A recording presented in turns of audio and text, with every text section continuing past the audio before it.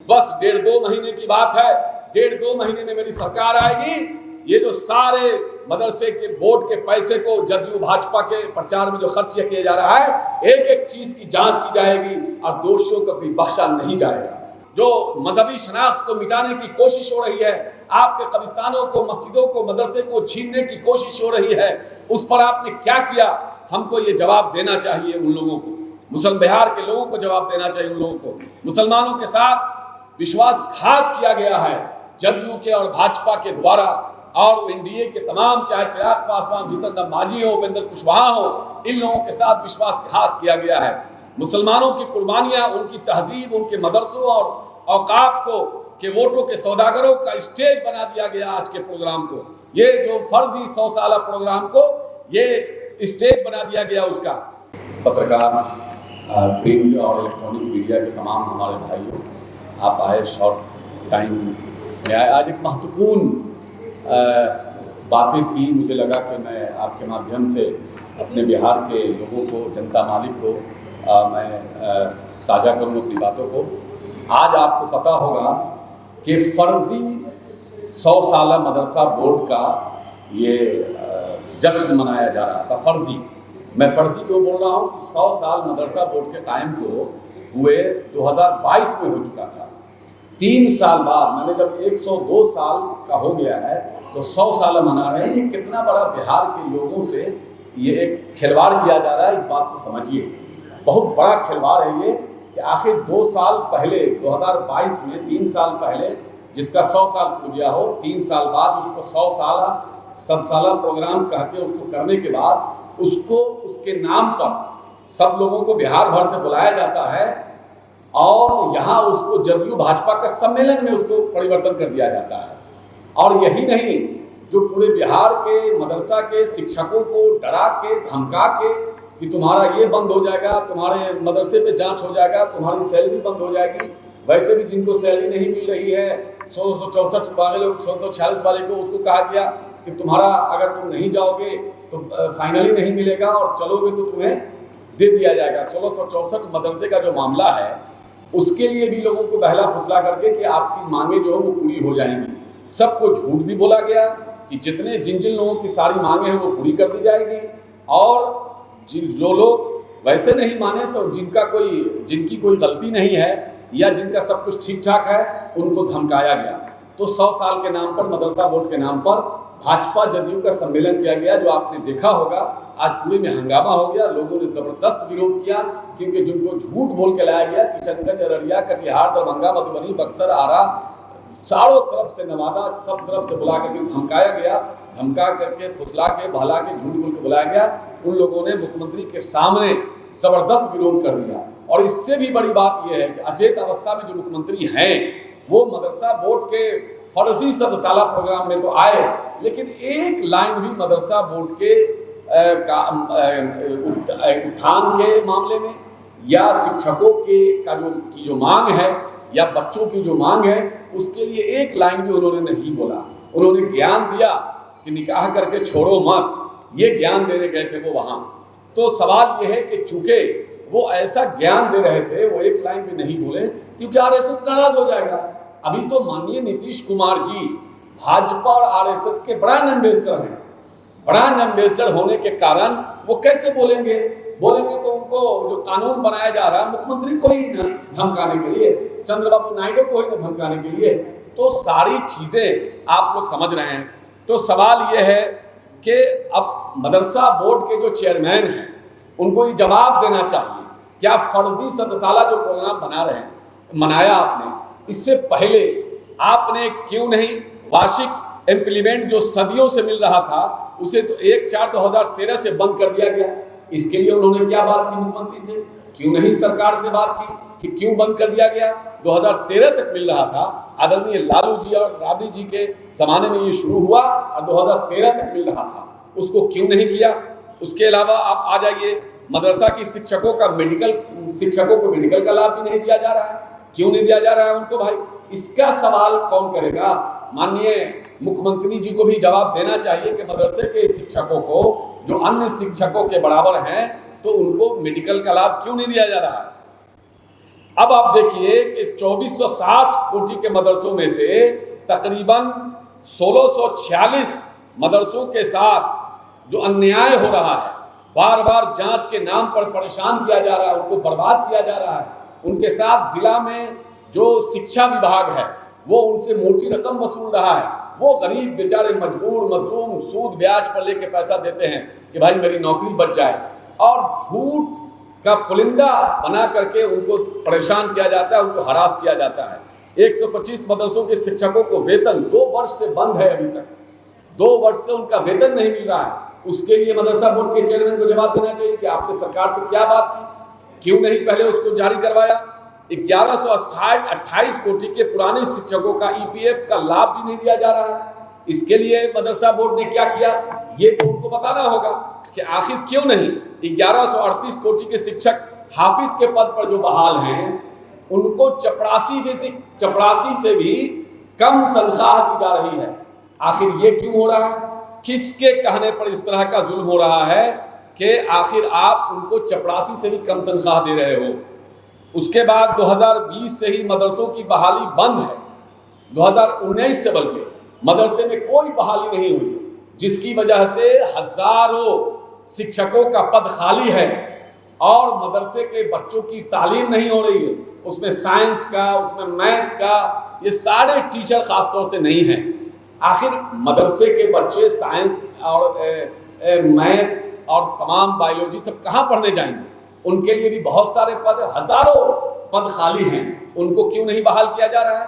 खाली उनको बहलाया जा रहा है कि कल होगा, परसों होगा, अब हो जाएगा, ये होगा, वो होगा, लेकिन हो नहीं रहा है। मदरसा खोलने और चलाने का अधिकार अनुच्छेद 29 और 30 के तहत मदरसा प्रबंधन समिति को है, जिसे छीनने की पूरी कोशिश की जा रही है।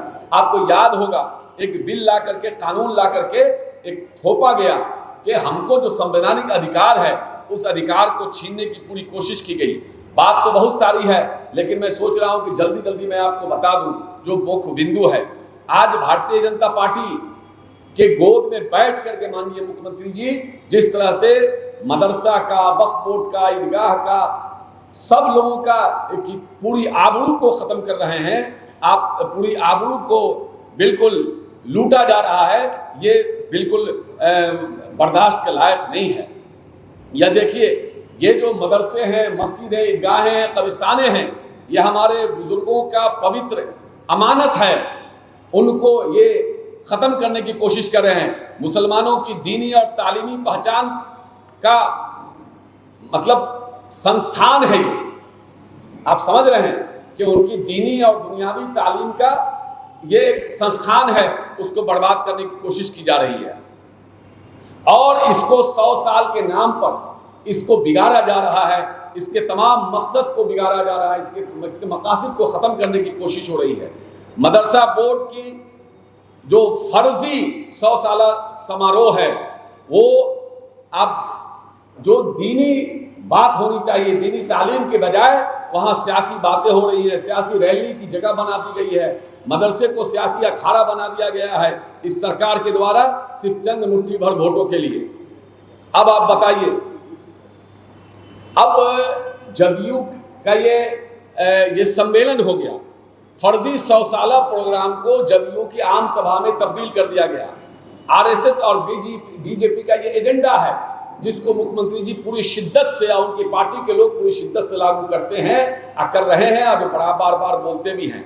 मुस्लिम पर्सनल लॉ बोर्ड हो, मैं पूछना चाहता हूं मीडिया के माध्यम से माननीय नीतीश कुमार जी से, माननीय चेयरमैन साहब, जो जितने मुस्लिम रहनुमा या अपने आप को फर्जी रहनुमा जो हैं, वो अपने आप को रहनुमा कहते हैं, तथाकथित रहनुमा कह लीजिए, उनसे मैं सवाल करना चाहता हूं। मुस्लिम पर्सनल लॉ बोर्ड 3 तलाक कानून के जरिए हमला किया गया, मुस्लिम पर्सनल लॉ बोर्ड पर 3 तलाक कानून के जरिए हमला किया गया। वक्फ संशोधन कानून ला के मस्जिदों, कब्रिस्तानों, मदरसों और खानकाहों की जमीनों पर कब्जे की राह खोली गई। मुसलमानों को दूसरे दर्जे का नागरिक बनाने की साजिश की गई। नीतीश कुमार और जदयू की भूमिका इसमें पूरी तरह से सबसे आगे है। नीतीश कुमार और आरएसएस के बीजेपी एजेंट के तौर पर खुलेआम सामने आ चुके हैं। ये धीरे धीरे मुसलमानों के संवैधानिक अधिकार को खत्म करने में आरएसएस के साथ कदम से कदम मिला रहे हैं। मदरसा बोर्ड को जदयू बोर्ड में तब्दील कर दिया गया है, तो मैं ये तथाकथित जो हमारे मुस्लिम रहनुमा हैं इनको ये जवाब देना चाहिए कि इस पर आपने क्या किया। मैं मुबारकबाद देना चाहता हूँ, या मुजाहिद साहब बैठे हुए हैं जो जदयू के बड़े नेता हुआ करते थे, वहाँ के पूर्व एमएलए भी थे और लोकसभा के उम्मीदवार थे, जिला अध्यक्ष थे। इन्होंने वक्फ कानून के खिलाफ जदयू छोड़ने का काम किया और इन्होंने देखा कि एकमात्र राष्ट्रीय जनता दल है जो सच्चाई पर चलती है और धर्म और जाति से ऊपर उठकर संविधान के रास्ते चलती है, इसलिए उन्होंने राष्ट्रीय जनता दल के सदस्य लेने का काम किया। नेता तेजस्वी यादव के उनका जो विचारधारा उस पर विश्वास करते हुए आप लोग क्या कर रहे थे। मैं मीडिया से सवाल करना चाहता हूं कि जदयू के जितने तथाकथित मुसलमान नेता हैं, आप इन सवालों पर नीतीश कुमार जी से कितनी बार आपने बात किया। आपकी जो मजहबी शनाख्त को मिटाने की कोशिश हो रही है, आपके कब्रिस्तानों को, मस्जिदों को, मदरसे को छीनने की कोशिश हो रही है, उस पर आपने क्या किया। हमको ये जवाब देना चाहिए उन लोगों को, मुसलमान बिहार के लोगों को जवाब देना चाहिए उन लोगों को। मुसलमानों के साथ विश्वासघात किया गया है जदयू के और भाजपा के द्वारा, और एनडीए के तमाम, चाहे चिराग पासवान, जीतन राम मांझी हो, उपेंद्र कुशवाहा हो, इन लोगों के साथ विश्वासघात किया गया है। मुसलमानों की कुर्बानियां, उनकी तहजीब, उनके मदरसों और औकाफ को के वोटों के सौदागरों का स्टेज बना दिया गया आज के प्रोग्राम को। ये जो फर्जी 100 साला प्रोग्राम को ये स्टेज बना दिया गया उसका। अगर आप खैरखाही हितैषी होते तो मुस्लिम पसल्ला पर हमले के समय मुसलमानों के साथ खड़े होते, मदरसों के निसाब और पहचान के साथ छेड़छाड़ न करते, औकाफ की ज़मीन को बचाने में किरदार अदा करते। खुला ऐलान मैं करना चाहता हूं, राष्ट्रीय जनता दल खुला ऐलान करना चाहता है, फर्जी 100 साला समारोह राजनीतिक रैली में बदल देना इस बात का ऐलान है कि नीतीश कुमार और जदयू ने आरएसएस बीजेपी की मुस्लिम विरोधी साजिशों को पूरी तरह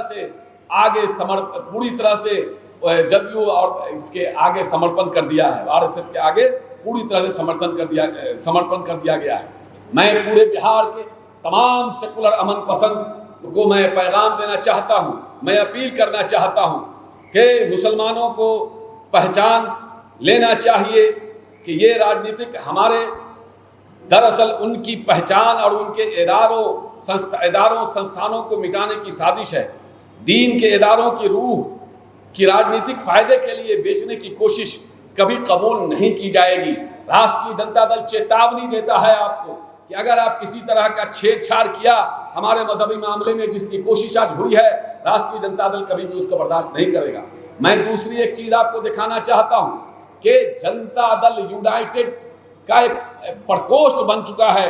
मदरसा बोर्ड के तरफ से एक चिट्ठी जारी की गई सारे उर्दू अखबारों को, ये चिट्ठी आपके सामने है और ये विज्ञापन है, आप देखिए, सारे लोगों को विज्ञापन दिया गया, सारे उर्दू अखबारों को धमकाया गया कि इसको फ्री में आप फर्स्ट पेज पर इसको दीजिए, इसको देखिए आप, कि धमका करके उर्दू मालिकान को धमकाया गया कि अगर आप इसको फर्स्ट पेज पर फ्री में इसको इश्तिहार नहीं देंगे तो आपके ऐड बंद कर दिए जाएंगे। उनको धमका के छपवाया गया।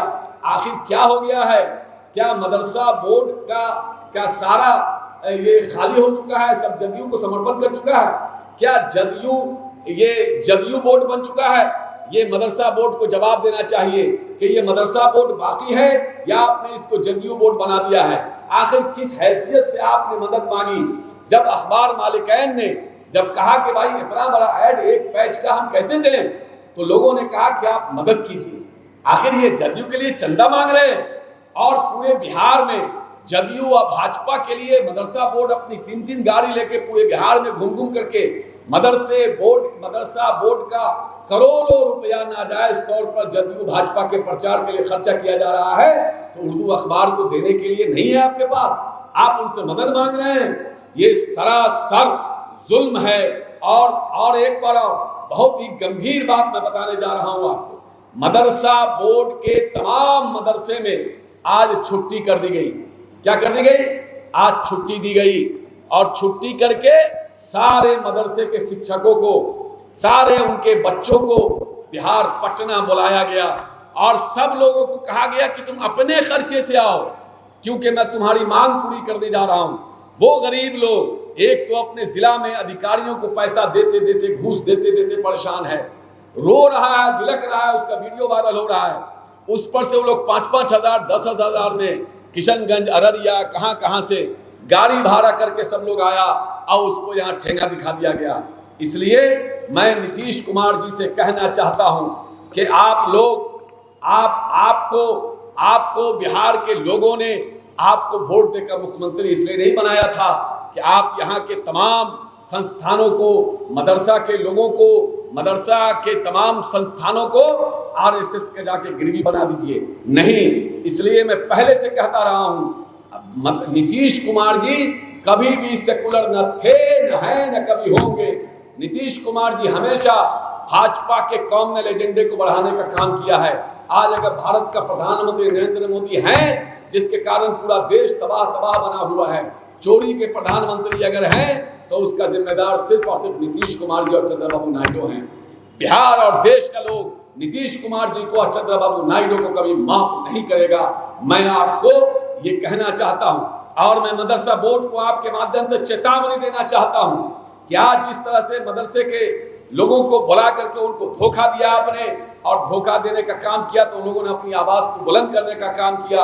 अगर आप किसी मदरसे को अगर बिला वजह परेशान करेंगे, उन पर जुल्म करेंगे, तो राष्ट्रीय जनता दल आपको छोड़ेगा नहीं। हम ईंट से ईंट बजाने में हम सक्षम हैं। आप किसी मदरसे के तलबा को, चाहे मदरसे के उस्तादों को, चाहे मदरसे के उन तमाम लोगों को अगर आप परेशान करेंगे, राष्ट्रीय जनता दल बैठने वाला नहीं है। आपकी धमकी कभी बर्दाश्त नहीं की जाएगी। बस 1.5-2 महीने की बात है। 1.5-2 महीने में मेरी सरकार आएगी। ये जो सारे मदरसे के बोर्ड के पैसे को जदयू भाजपा के प्रचार में जो खर्च किया जा रहा है, एक एक चीज की जांच की जाएगी और दोषियों को भी बख्शा नहीं जाएगा।